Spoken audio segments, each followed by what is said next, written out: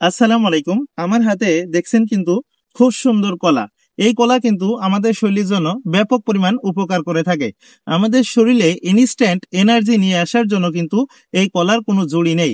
এই কলাতে আছে ভিটামিন সি, ভিটামিন বি6, আয়রন, পটাশিয়াম এবং ক্যালসিয়ামের মতো উপাদান, যা আমাদের শরীরে ব্যাপকভাবে উপকার করে থাকে। দেখেন, আমরা শুধু বড়রাই না, আমাদের বাড়ির বাচ্চারাও কিন্তু এই কলা খেয়ে থাকে।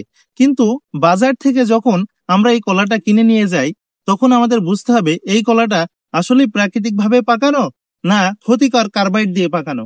যদি ক্ষতিকর কার্বাইড দিয়ে পাকানো থাকে, তাহলে কিন্তু আমরা কলা খাওয়ার যে উপকারিতা তার বদলে আমরা কিন্তু অসুস্থতার দিকে চলে যাব। কারণ এই কার্বাইড মিশানো কলা যদি আমরা খাই, একসময় আমাদের ক্যান্সারের মতো বড় ব্যাধিও কিন্তু হতে পারে। এজন্যই আমাদেরকে অবশ্যই সতর্ক হয়ে কলা খাওয়ার জন্য চেষ্টা করতে হবে। আজকে আপনাদের জানিয়ে দেব কিভাবে চিনবেন বিষাক্ত কার্বাইড দিয়ে এই কলা পাকানো হয়। দেখুন, কলা দেখতে কিন্তু একদম চকচকে ফ্রেশ হলুদ হবে, কোনো স্পট হবে না। এরকম যদি হয় তাহলে জানবেন অবশ্যই এটি কার্বাইড দিয়ে পাকানো। এছাড়া কলার গায়ে যে শিরা আছে, দেখবেন এই শিরাগুলো যদি খাড়া খাড়া থাকে, তাহলে অবশ্যই বুঝবেন এটি অপরিপক্ক কলা। এটি কিন্তু ক্ষতিকর কার্বাইড দিয়ে পাকানো হয়েছে। এর সেনার আরেকটি সবচেয়ে ভালো বৈশিষ্ট্য হলো, এক দুলসি পানি নিতে হবে। পানি নেওয়ার ভিতরে যদি এই কলা ছেড়ে দেওয়া যায়, যদি কার্বাইড দিয়ে পাকানো হয়, তাহলে কিন্তু এই কলাটি ডুববে না।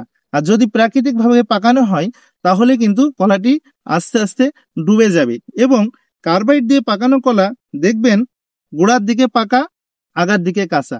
এরকম যদি হয়, তাহলে বুঝতে হবে যেটি বিষাক্ত কার্বাইড দিয়ে পাকানো। তাই আসুন, এখনই আমাদের সচেতন হতে হবে। সচেতন না হলে আমাদের কিন্তু ব্যাপক পরিমাণ স্বাস্থ্য ঝুঁকিতে পড়তে হবে।